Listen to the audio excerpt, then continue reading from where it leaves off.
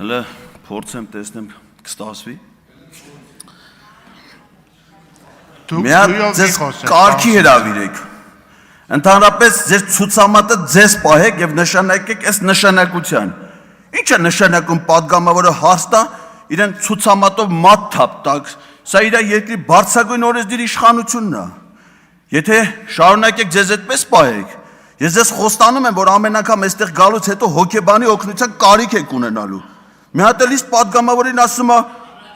իրավաբանությունը գիտես ինչ է ասում, անկախ դրանից դու դա հասկանում ես, չես հասկանում, անուն ազգանուն։ Ես ձեր նմաններին հասկանալու տեսության եւ պրակտիկա կարող եմ դասավանդել։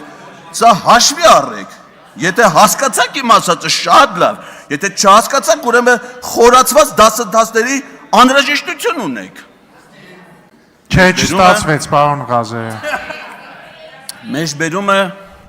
ազգային ժողովի падգամավոր Նիկոլ Փաշինյանի 2015 թվականի հունիսի 8-ի ելույթից էր։ Արզում է, որ այդ ժամանակ նա լինելով ընդամենը Իջևանի թիվ 1 դպրոցի շրջանավարտ բավարար պատկերացում ուներ ազգային ժողովի, նրա նշանակության, падգամավորի կարգավիճակի, այս ամբիոնից ազգային ժողով եկած ցանկացած հյուրի կարգավիճակի մասին։ Փաստորեն ամեն ինչ շարքից դուրս է եկել, կրթվել է նորաձև է ծրագրին մասնակցությունից եւ կառավարման ակադեմիայում վերապատրաստման դասընթացների անցնելուց հետո դրանով իսկ նսեմացնելով կառավարման ակադեմիայի խորհրդի նախագահի բազմամյա դասախոսի հեղինակությունը։ Իսկ եկել է վարչապետը, որ հələ պարզ չի, ինքը երկրորդ անգամ ստեղ գալու հնարավորություն պիտի ունենա, թե չէ, որովհետև այդ պահին դեռ կառավարության ծրագրին հավանություն չէր արժանացել, իսկ հավանություն չարժանացնել նշանակում է հեռացնել վարչապետին զբաղեցած պաշտոնը։ Ինքը արդեն որոշում է հաջորդ գալուց ով պիտի դահլիճում լինի, ով պիտի միջանցքում լինի, զարմանալի է միջանցքում, այլ ոչ թե ճաշարանում։ Հրահանգներ է տալի, ասում է, ասել եմ կզսնելու եմ, ուրեմն կզսնելու եմ։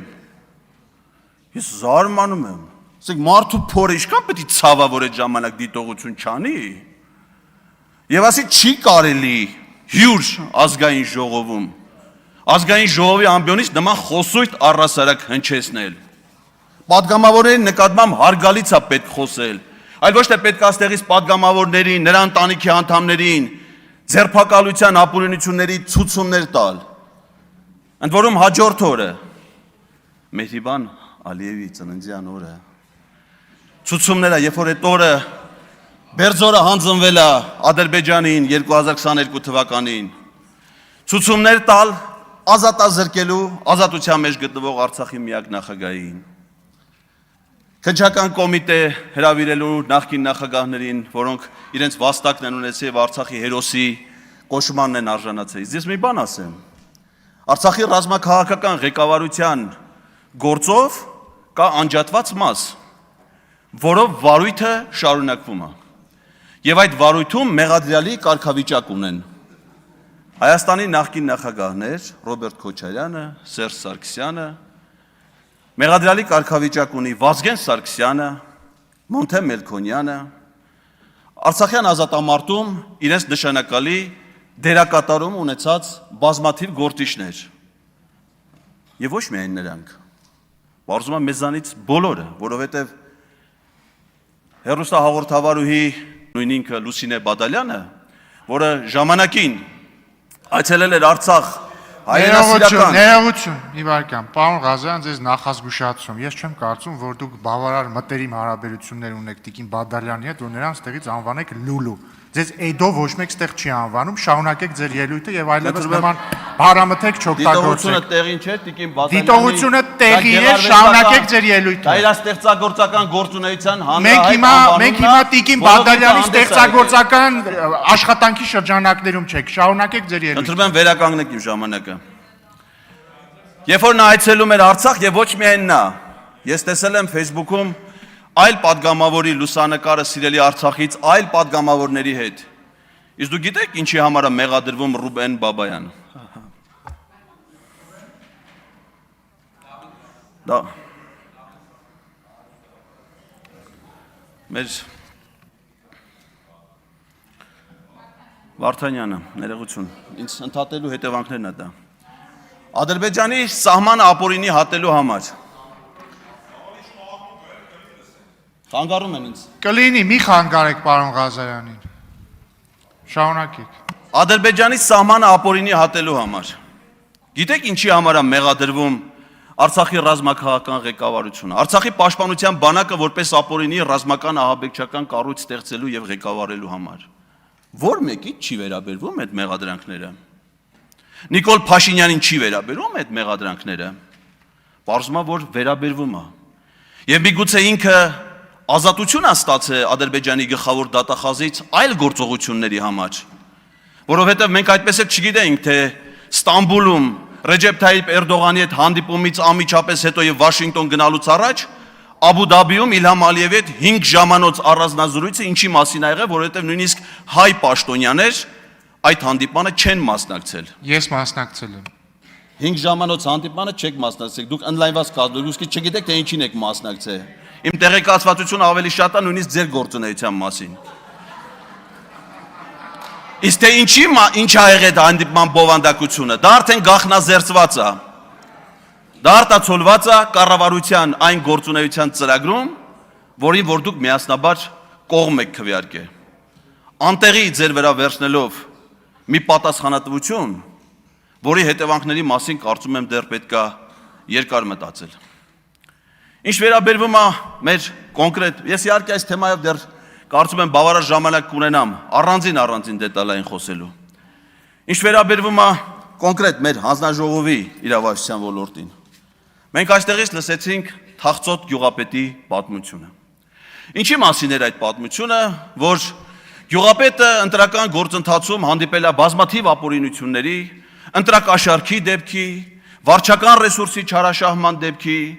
անարդարությունների, որոնք տեղի են ունեցել մինչև 18 թվականը։ Եվ ինչ էր տեղի ունեցել այդ գյուղապետի ընտրության արդյունքում։ Նա ընտրվել էր գյուղապետ։ Եվ եթե այդ ժամանակահատվածում եղել են անարդարություններ, եղել են ընտրակեղծիքներ, չարաշահումներ, ապա ով էր դրա պատասխանատուն։ Կենտրոնական ընտրական հանձնաժողովը։ Ով էր գլխավորում կենտրոնական ընտրական հանձնաժողովը։ Տիգրան Մուկուչյանը։ Իսկ երբ որ արդեն Թախծոտ գյուղապետը դարձել էր երջանիկ մարզպետ եւ տնօրինում էր 40,000 հեկտար ոռոգելի այգիներ, այդ ժամանակ նույն Տիգրան Մուկուչյանը իրենց քաղաքական ուժի համար կազմակերպում էր 2018 թվականի Երևանի ավականու արտահերթ ընտրությունները, 2018 թվականի ազգային ժողովի արտահերթ ընտրությունները, 2020 թվականի ձախողած հանրաքվեներ նախապատրաստում կազմակերպել, 2021 թվականի ազգային ժողովի արտահերթ ընտրությունները, 2022 թվականի տեղական ընտրությունները։ Տիգրան Մուկուչյանը մի հրաշքով վերածվել էր հրաշագործ դեմոկրատական ընտրություններ կազմակերպողի։ Իսկ Տիգրան Մուկուչյանի հանձնաժողովի քարտուղարը, որը ժամանակին առաջադրվել եւ ընտրվել էր Հանրապետական կուսակցության կողմից, Արմեն Սմբատյանը, 2025 թվականին քաղաքացիական պայմանագիր խմբակցության կողմից առաջադրվում եւ ընտրվում է կենտրոնական ընտրական հանձնաժողովի անդամ եւ դառնում հանձնաժողովի քարտուղար։ Ամեն ինչ ընկավ իր տեղը։ Հիմա արդեն ընտրությունները ժողովրդավարական սկզբունքներով են կազմակերպվում։ Ուղղակի ի տարբերություն Թախծոտ գյուղապետին այնքան երջանիկ է, որ ընտրություններից հետո չի գնդակահարվել։ Ինչպես դա եղել է Փարաքարի պարագայում։ Նա այնքան երջանիկ է, որ ընտրություններից հետո չի ձերբակալվել։ Ինչպես եղել է գրեթե բոլոր այլ պարագաներում։ Իսկ մինչև 18 թիվը շատ են եղել ընտրություններ, որտեղ ընդդիմադիր ուժերն են հաղթել։ Ես մարզպետ եմ եղել, իմ պաշտոնավարման շրջանում Եղեգնաձորի քաղաքապետ ընտրվել է ընդդիմադիր գործիչը, որի աջակիցը նաև պարոն Բագրատյանն էր։ Եվ նա մինչև հիմա Եղեգնաձորի քաղաքապետն է, որը հաղթել է նաև ՔՊ-ի տեխնացուներին, բայց մի տարբերությամբ, որ անցնում է բազմաթիվ քրեական գործերով։ Այդպիսի հետապնդումներով, այդպիսի ապօրինություններով ձեզ չի հաջողվելու առաջ գնալ։ Դրա համար ենք մենք այստեղ։ Խափանվելու է Ալիևի բոլոր ծրագրերը։ Մենք թույլ չենք տալու համարակալել մեր երկիրը 3-ի, 3 դրոպ 1-ի, 4-ի, 4-ից հանած 3-ի։ Մենք ունենք մեկ պետություն, որի անունն է Հայաստանի Հանրապետություն։